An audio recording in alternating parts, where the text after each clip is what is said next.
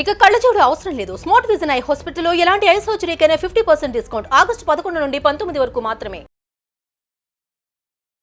38 ఏళ్ల ఎక్స్పీరియన్స్, 16,000 పైగా సర్జరీస్, లక్షల్లో పేషెంట్లు. ఇంత ఎక్స్పీరియన్స్ ఉన్న ప్రముఖ కార్డియాలజిస్ట్ డాక్టర్ గోపాలకృష్ణ గోఖలే గారు ప్రస్తుతం మనతో పాటు ఉన్నారు. డాక్టర్ గారు నమస్తే అండి. నమస్కారం. కొలెస్ట్రాల్ అని అంటున్నాం కదా, అసలు ఇవి వేటి వల్ల వచ్చే అవకాశం ఉంటుంది సార్? మన ఫుడ్ హ్యాబిట్సా లేకపోతే లైఫ్ స్టైలా? జెనెటిక్ ఫ్యాక్టర్స్ ఉంటాయి. ఏంటంటే ఇది కొలెస్ట్రాల్ అనేది చాలా ఎసెన్షియల్ సబ్స్టెన్స్ మన బతకటానికి. ఓకే. అది లేకపోతే మనం చచ్చిపోతాం. కొలెస్ట్రాల్ ఫ్రీ డైట్ అనేది కరెక్ట్ కాదు. ఇప్పుడు ఇది ఏమవుతుందంటే మన బాడీ ఏంటి మల్టిపుల్ సెల్స్తో వచ్చిన ఇదనమాట. అంటే చిన్న చిన్న మనం గోడ కడితే ఇటుకలు ఎలా ఉంటాయో మనకి సెల్స్ ఒక్కొక్క కణం ద్వారా కొన్ని మిలియన్స్ ఆఫ్ కణాలు కలిపి మనకి స్కిన్ ఫామ్ అవటం, కొన్ని మిలియన్స్ కలిపి లివర్ ఫామ్ చేయటం, హార్ట్, అట్లా ఉంటాయి సెల్స్ ఉంటుంది. ఈ సెల్ అన్నిటికీ ఒకదానికి దానికి మధ్యలో మెంబ్రేన్ ఉంటుంది, గోడ ఉండదు. ప్రతిదానికి మన అలమరాలో కిటికీలకి గోడలు ఎలా ఉన్నాయో ఆ సెల్ కూడా ఉండి లోపల సైటోప్లాజం అని సబ్స్టెన్స్ అని గ్రేట్ ఫ్యాక్టరీ. అది దీని నుంచి దానికి ఏది పడితే తెల్లకూడదు, దాని నుంచి దీనికి ఏది పడితే. అందుకే ఈ రెండుకి స్పెషల్ ప్రాపర్టీస్ ఉంటాయి. దేన్ని పర్మిట్ చేయాలి, దేన్ని పర్మిట్ చేయకూడదు అంటే it's a mechanism beyond imagination for us. ఇప్పుడు మామూలు మనిషి బ్రెయిన్కి అందేది కాదు ఇది. ఇదంతా మనం ఎంత స్టడీ చేసినా కూడా అంత మెకానిజం ఉందో నేచర్ నుంచి బిల్డ్ చేసింది అది అనమాట. అందుకని ఏమవుతుందంటే ఈ మెంబ్రెయిన్ సరిగ్గా ఉండకపోతే అది సెల్ చచ్చిపోతుంది, ఏది పడుతుంది లోపలికి వచ్చి.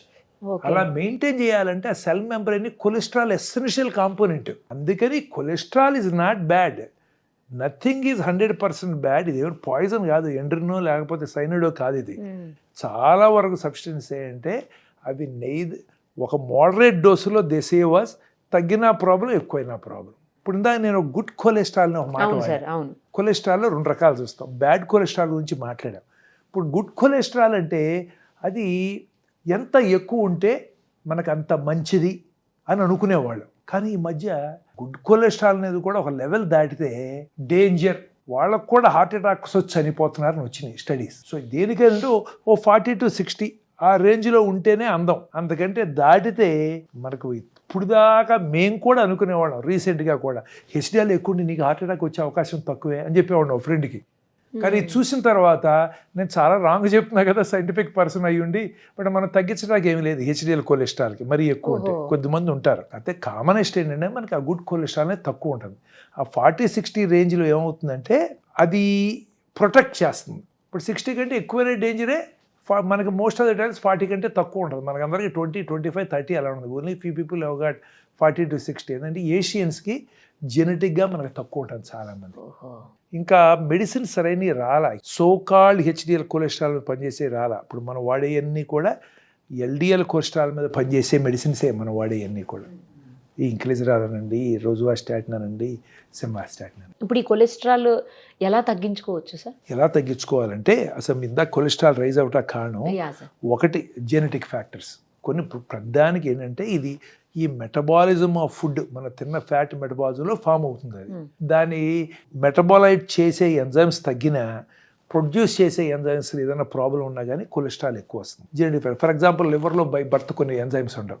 ఉన్నప్పుడు ఇలా చాలా కొలెస్ట్రాల్ ఉండదు, ఎల్డిఎల్ కొలెస్ట్రాల్ కన్వర్ట్ అయిపోతుంది, ఉండిపోయి చాలా పెరుగుతుంది. అట్లా జెనెటిక్ ఫ్యాక్టర్స్ కొన్ని ఉంటాయి. దానికి మనం నిజంగా చేయగలిగే తక్కువ ఇంక్లిజరాను ఇలాంటి ఏదైనా, లేకపోతే కొత్తగా వస్తున్నాయి కదా జీన్ ట్రాన్స్ఫర్స్ అని, అటువంటి వాటితో ఏమైనా హెల్ప్ ఉండొచ్చు. తర్వాత రెండోది వచ్చేది మెటబాలిక్ రీజన్స్ అంటారు. మెటబాలిక్ అంటే మన సిస్టమ్ అన్నీ పనిచేస్తున్నాయి కానీ కొన్ని హార్మోనల్ డిస్టర్బెన్స్ మూలాన మెటబాలిజం సరిగ్గా పద్ధతిలో వెళ్లకుండా ఎక్కువ పుడుతుంది. ఫర్ ఎగ్జాంపుల్ డయాబెటీస్ కంట్రోల్ లేదనుకో కొలెస్ట్రాల్ లెవెల్ పెరుగుతుంది. అలాగే థైరాయిడ్ గ్లాండ్ సరిగ్గా పని చేయకపోతే కొలెస్ట్రాల్ పెరుగుతుంది. ఇలాంటి డిస్టర్బెన్స్ అదే అవి రెండో రీజన్. మూడో రీజన్ వచ్చేటికి మనం తినే ఫుడ్. ఇప్పుడు వీటన్నిటికీ ఏంటంటే మనం తినే ఫుడ్ని మోడరేట్గా చేసి, ఆయిల్స్ తగ్గించి, అలాగే కొంత ఎక్సర్సైజ్ చేసి మోడరేషన్లో ఉంటే కొంతవరకు కంట్రోల్ చేయగలం. ఇంకా 4th కాజ్ అంటావా, మనకు తెలియంది చాలా ఉంది ఇందుట్లో. మనకు తెలిసిన దేని గురించి only a drop in ocean. ఒక 25 years తర్వాత ఎవరిని వచ్చి ఇదే మాట చెప్తే, డాక్టర్ గోఖలే నీకేం తెలియదు పోవాయా, నువ్వు అంతా రాంగ్ చెప్పావన్నా అనొచ్చు. ఎందుకంటే అండర్స్టాండింగ్ మారిపోతుంది కదా టైంకి. Maybe some other medicine will come, maybe you identify some other hormone which we have not identified is responsible for this. Anything is possible that time, but as of now this is the only thing we know about. Okay, మరి ఎలా control చేసుకోవాలి sir? Oils control చేసుకోవటం, ఇంకా మరంతే ఇప్పుడు మనం తినే ఫుడ్లో fat contents తగ్గించుకుంటాం. Like like ఏదైనా కానీ ఇప్పుడు ఫర్ ఎగ్జాంపుల్ ఘీ ఉంది, తగ్గించి, లేదా ఎక్కువ ఆయిల్ సాచురేటెడ్ ఫ్యాట్స్ తీసుకుంటాం. అన్సాచురేటెడ్ మంచిదే, బట్ సాచురేటెడ్ డాల్డా ఉంది ఇప్పుడు ఇలాంటి ఇప్పుడు తగ్గిపోయింది, కానీ ఇంతకుముందు చాలా వాడేవాడు కదా. అట్లాగే ఇప్పుడు ఈ మటన్ లాంటివి ఉన్నాయి కదా, where there are saturated fats ఎక్కువ, ఏంటంటే యానిమల్ మీట్లు అలాంటి అట్లో ఉంటుందన్నమాట. అసలు డైట్ ఒకటి, తర్వాత ఏంటంటే మోడరేషన్ ఆఫ్ డైట్, తర్వాత ఎక్సర్సైజ్, తర్వాత ఏదైనా డయాబెటీస్ ఇలాంటివి ఉంటే మనం వాటిని కంట్రోల్ చేయటం, తర్వాత ఆల్కహాల్ లాంటివి తీసుకునే వాళ్ళకి కూడా ఏమంటే ఈ ఎల్డిఎల్ కొలెస్ట్రాల్ లివర్ మీద ఎఫెక్ట్ వచ్చి. సో అందుకని ఇలాంటివి మనం మోడరేట్ చేసుకుని body weight, food, exercise, diet and avoiding things like alcohol, అవి చేసేవి తగ్గకపోతే దెన్ ఆబ్వియస్లీ మనం వెయిట్ తగ్గినా, ఫుడ్ మార్చినా, ఎక్కువ ఉంటే కొలెస్ట్రాల్ ఎక్కువ ఉంటే దెన్ ఇప్పుడు దేమో ట్యాబ్లెట్స్. అది టాబ్లెట్స్తో కంట్రోల్ అయిపోతుందా సార్? చాలా మందిలో అవుతుంది, చాలా కొంతమందిలో ఇందా చెప్పా కదా ట్యాబ్లెట్స్, ఈ స్టాటిన్ ట్యాబ్లెట్స్ ఇస్తే బాగా మజిల్ పెయిన్స్ వచ్చేస్తాయి. మజిల్ పెయిన్స్ వచ్చి వాళ్ళు అసలు నడవలేరు, దాదాపు గొడవ అవుతుంది. ఒక్కోసారి కొన్ని మజిల్ దెబ్బతింటుంది, కొద్దిమందికి లివర్ కూడా దెబ్బతింటుంది, ఎంజైమ్స్ రైజ్ అవుతాయి. అందుకని ఈ ట్యాబ్లెట్ స్టార్ట్ చేసిన తర్వాత 1 నెలకో 2 నెలకో 3 నెలకో ఆ లివర్ ఫంక్షన్ టెస్ట్ అని చేస్తాం, just to make sure that there are no side effects with this drug. అదే తెలియదు. కొంతమంది పడవనుకోండి, అప్పుడు ఆపేసి మనం ఇంక ఈ ఫుడ్తో పడకపోతే ఇప్పుడు ఇంక్లీజరానికి వెళ్ళాలి. లేదు మనం డోసులు ఉంటాయి ప్రతిదానికి ఇచ్చేదానికి మెడిసిన్స్, ఆ డోసులు ఇచ్చినా కూడా మ్యాక్సిమం పర్మిసిబుల్ డోస్ ఇచ్చినా కానీ తగ్గకపోతే అప్పుడు ఇంక్లీజరాల్ లాంటివి యాడ్ చేయాలి. ఇప్పుడు at least for those patients we got some solution. Inclisiran. మీరు ఇందాక ఒక మాట అన్నారు, మటన్ లాంటి వాటితోటి కొలెస్ట్రాల్ ఎక్కువగా పెరిగే అవకాశం ఉంటుందని. మటన్, రెడ్ మీట్ వీటికి ఎంత దూరంగా ఉంటే అంత మంచిదని అంటూ ఉంటారు సార్ జనరల్గా కూడా. సో ఇలాంటివి బాగా రైజ్ చేస్తాయా? హార్ట్ స్ట్రోక్స్కి ఇవి కారణం అవుతుంటాయా? అవునండి, అంటే అవి తీసుకుంటే అంటే సాచురేటెడ్ ఫ్యాట్ పెరిగి కొలెస్ట్రాల్ లెవెల్స్ పెరిగి హార్ట్ అటాక్ వచ్చే అవకాశం పెరుగుతుంది. But we have seen many people who eat regularly mutton, they are free of heart problem. They are vegetarians, pure Brahmins who eat only vegetarian diet, no red meat, they develop heart. ఇవన్నీ multifactorial అంటాం.